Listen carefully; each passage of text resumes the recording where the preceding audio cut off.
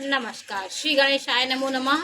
मेरे श्रोतागण, मैं आज आपको गुरु के कुछ भावों के बारे में जानकारी दे रही हूँ। जिन भाव में गुरु यदि होता है, जैसे प्रथम भाव में, चतुर्थ भाव में, सप्तम भाव में, दसम भाव में, ये केंद्र का स्थान होता है। ये चारों केंद्र होते हैं। और पंचम भाव और नवम भाव, ये आपका केंद्र स्थान होता है, त्रिकोण होता है। ये केंद्र होता है, ये त्रिकोण होता है।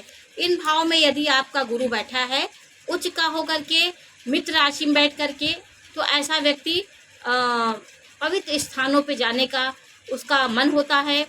तीर्थ स्थलों का यात्रा करने का शौकीन होता है। वहाँ जाकर वो भावुक हो जाता है, व्यक्ति रोमांचित हो जाता है और ईश्वर के करीब अपने को पाता है। क्योंकि यहाँ पे व्यक्ति धार्मिक होता है, उसकी आत्मा में विश्वास और श्रद्धा का भाव रहता है। ऐसा व्यक्ति आध्यात्म से जुड़ता है। इसलिए इन स्थानों पे गुरु रहता है तो व्यक्ति आपके अपने पिछले जन्म को अच्छे कर्मों की वजह से यह जन्म में उसको मिलता है। और गुरु यदि उच्च का हो गया है, गुरु के साथ चंद्रमा हो गया है, बुध हो गया है और केंद्र में है और त्रिकोण में है, तो ऐसा व्यक्ति बुद्धिमान, ज्ञानवान और गज के योग बनता है। उच्च का विचार रखता है। जिसके साथ गुरु होता है वो उसको अपनी गुरुता, अपने जैसे गुरु एक टीचर है, ये मंत्रणा देने वाला होता है, तो किसी ग्रह के साथ होगा है तो ये गुरु उसको ज्ञान ही देता है, उसको उसकी वृद्धि करता है। और शुक्र का ये भाव होता है, शुक्र जहाँ पे बैठता है उस भाव को तो बलि करता है, लेकिन उसके अगले भाव को वो बलि करता है। ये शुक्र का कार्य होता है। गुरु के साथ राहु होगा तो गुरु के में अपना चांडालत तो डाल देता है, गुरु को वो दबा देगा। क्योंकि इस समय गुरु का मंत्रों का जाप करना चाहिए, क्योंकि यहाँ पे राहु उसको दबा देता है।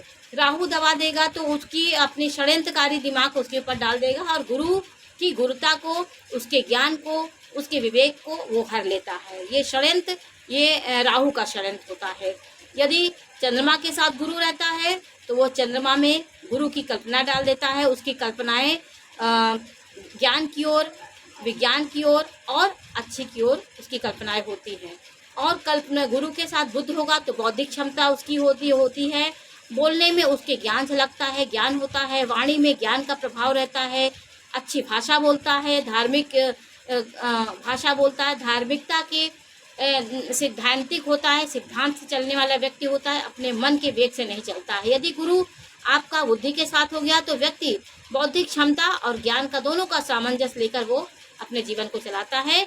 कभी भावनाओं में नहीं बहता, कभी वेग में नहीं बहता। ऐसा व्यक्ति ज्ञानी होता है। तो गुरु का